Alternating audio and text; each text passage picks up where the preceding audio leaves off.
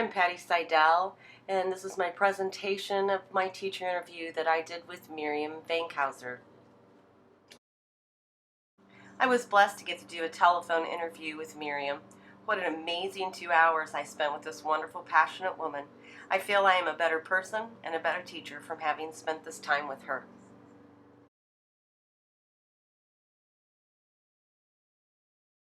Miriam has had an extensive education. She attended Heidelberg University, knowing she wanted to become a teacher. She chose to major in English education and ended up getting a double major in English and music education. She continued her education at the University of Toledo, earning a Master's of Education in Library Science and later her Master's of Arts in English. She worked on her PhD in Women's Studies and Literature at UT also. She has had many teaching experiences over the years. She began teaching in public secondary high school and got her master's degree in library sciences. She decided to take a few years off to have children.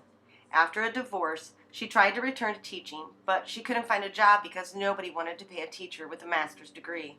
This turned out to be a blessing in disguise. After much frustration, she was given a teaching job at Tiffin University teaching English part-time.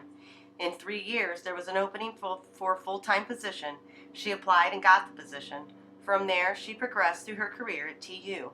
Miriam told me that when she began at TU, she was an introverted person, but she grew to be extroverted. She tearfully said, "TU grew me."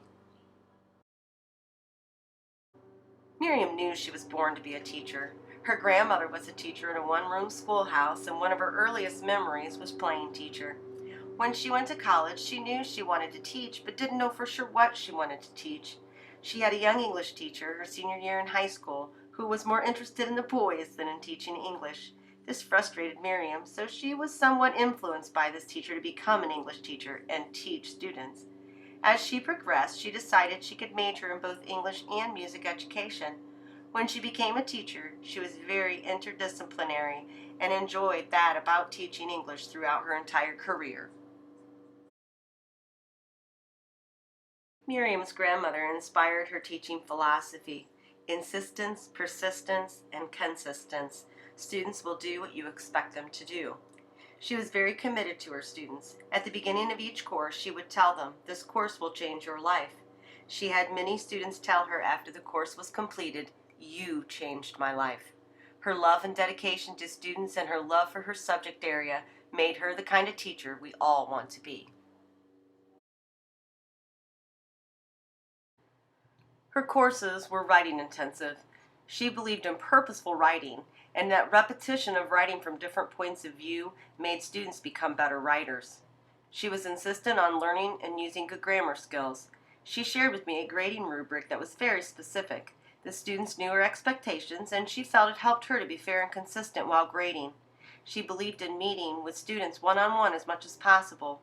This was very important to her as she could address the issues of the individual.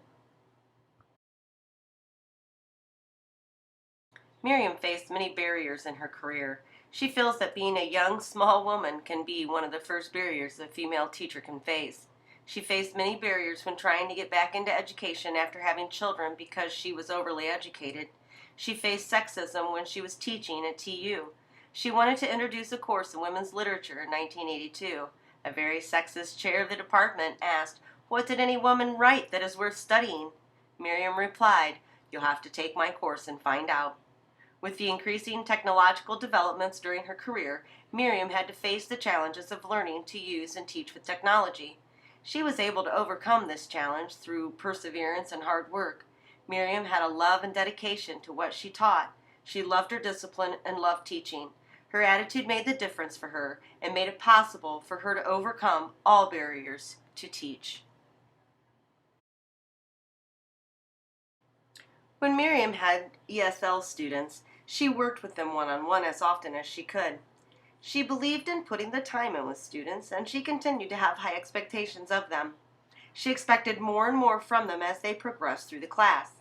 Some professors would grade on content only, but she would expect a growth in their use of conventions as they went through the class. She recalled one specific ESL student from Peru thanking her for her high expectations of him. He did well at TU and credited her for his success. She replied, "If you learn to write from me, then that's the payoff. Miriam was dedicated to all her students. She recalled being able to use level classes as a high school teacher. Since she could not do that in college courses, she would work individually with students that had learning issues and disabilities. She recalled making videos for an autistic student so that student could watch the lessons over again. She said the autistic student found the videos extremely helpful. She was dedicated to learning and would do whatever each student needed to improve their skills. Miriam's career cycle is impressive and diverse. While at TU, she became the chair of the Humanities Department. She wasn't fond of the move at first, but later realized it created a great opportunity to teach culture classes, which she loved. She did professional development in culture and was able to travel. In 1999, she received a travel grant and was able to travel the Trail of Tears.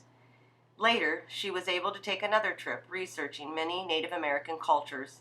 She has led various workshops and has participated in various conferences. She has participated in many committees, both in the university and in the community, and has published works.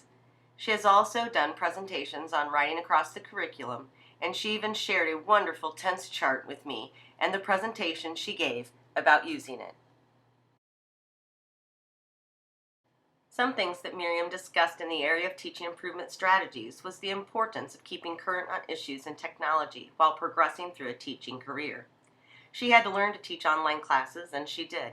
One thing she noticed while teaching was that she taught to one side of the classroom. She had to make adjustments so she was sure to teach to the whole class. As society has changed, there were new things to consider in the college classroom. Having to be trained to know what to do in the case of an active shooter is one of those changes that she faced in her career. There were some students that could create fear and doubt. Students are also increasingly entitled, and some don't want to work but want to be handed an A. These are the difficulties that many teachers face today, and there are few strategies to cope with some of these situations. She was willing to die to protect her students. She told them that if an active shooter ever entered the classroom, she intended to fight them and get their attention.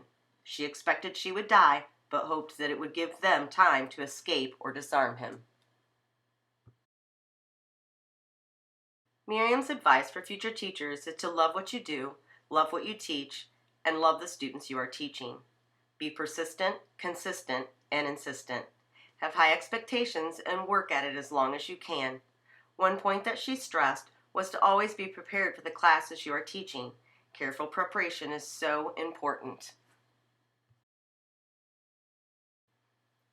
The nearly 2 hours I spent interviewing Miriam was wonderful. She was so passionate about teaching that it served as a reminder, as I'm home for the summer, the importance of the passion for English that I try to share with my students. She shared so many great resources with me while we were speaking. Miriam is retired now, but the passion for teaching and for students remains clear in her voice. She told me students can tell the teachers who love it and those who don't. I agree with her completely, and when teachers love what they teach, students will learn to love it as well. Miriam's father told her, "Make the world a better place," and after spending time with her, I believe that she has done just that.